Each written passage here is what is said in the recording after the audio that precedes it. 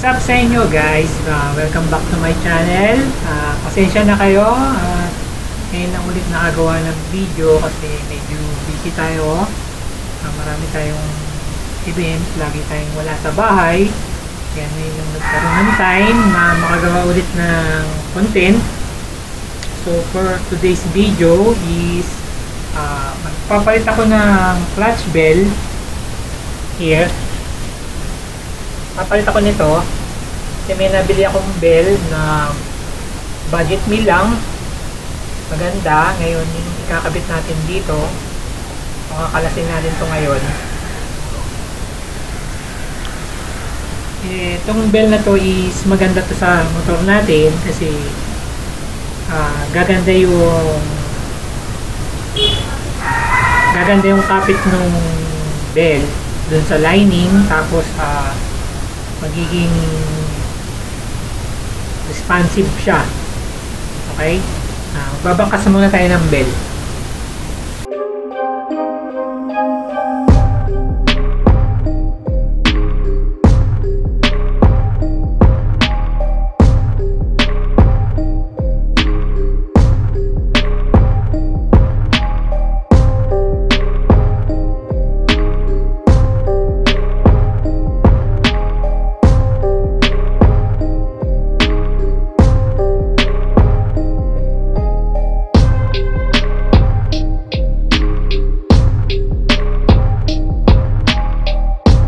So ayan, nakalas na natin yung bell.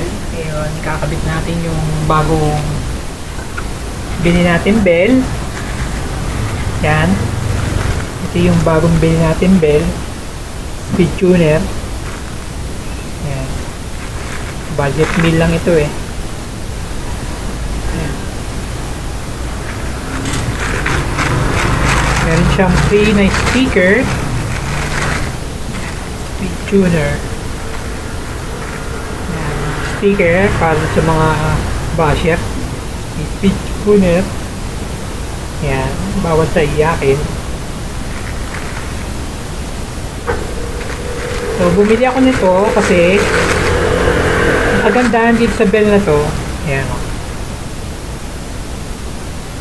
is meron siyang groove. Ayan.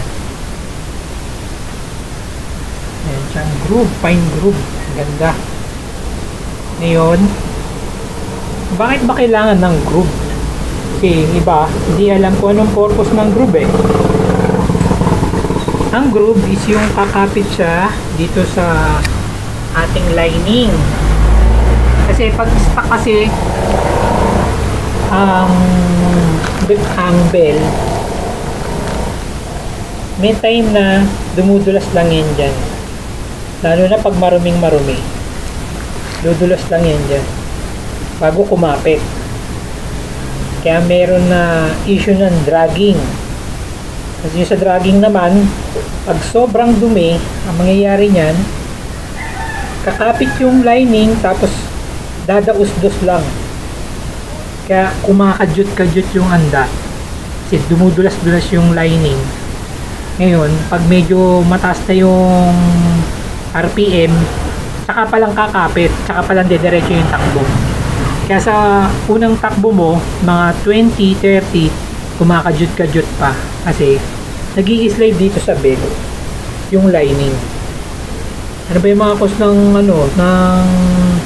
ng dragging? Siyempre, yung dumi. Yan. Tapos yung mga moist ng oil, pag napunta yan dito sa bell, saka sa lining, magkakaroon ng dragging. Ayan. So, ito silang dalawa. Ayan. Tingnan mo. Itong ano natin, ang kapal. Kapal ng stock bell natin. Ibig sabihin, mabigat. Ayan. Ito, medyo maganang konti. Ayan.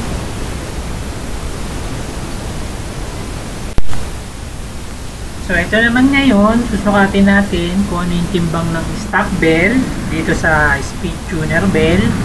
Yan. Meron tayong timbangan dito. Ayun. sukatin natin kung gaano kabigat yung stock bell muna. Yan, stock bell.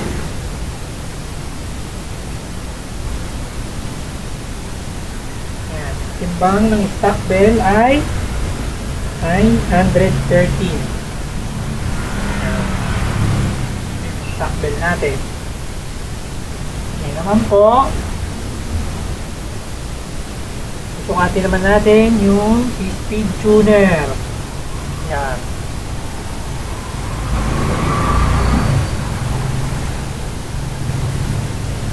Ang sukat ng speed tuner ay 707. Grabe.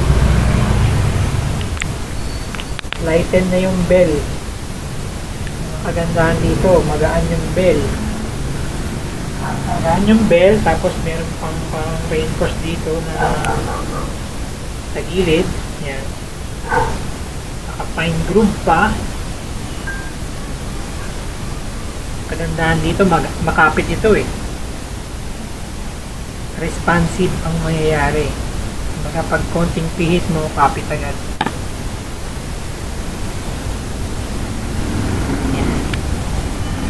Salpak na natin to dito sa motor natin. Sige na. Sige na, Ming. Dahan ka na. Sige na.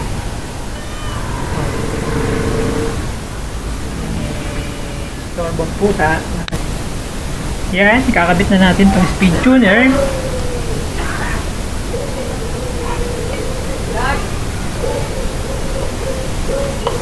Yun.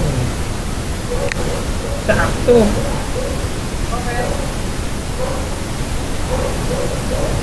So, ito, meron lang akong napuna kasi makita ko medyo makikita nyo dito. Ito nyo ba? Itong lining is tagong-tago dito sa stock bell. Yan. Pasok ng pasok.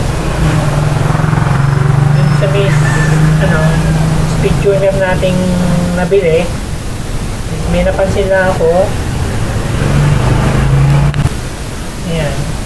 Papansin nyo, medyo labas ng konti yung lining. Ayan, kita ba? Labas ng konti. Kaya konting-konti lang.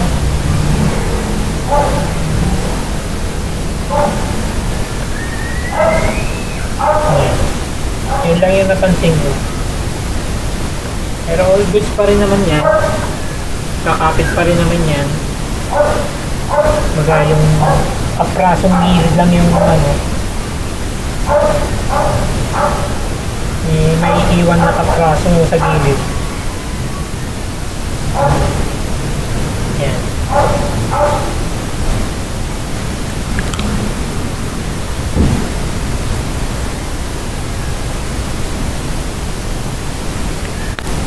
So ayan, naikabit na natin.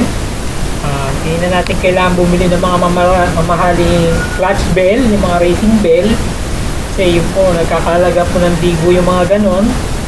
Ito po is budget meal lang. Kung gusto nyo pong bumili, ay hanapin nyo lang po yung tindahan ni Speed Tuner sa Antipolo. Murang-mura lang po ito. Yan.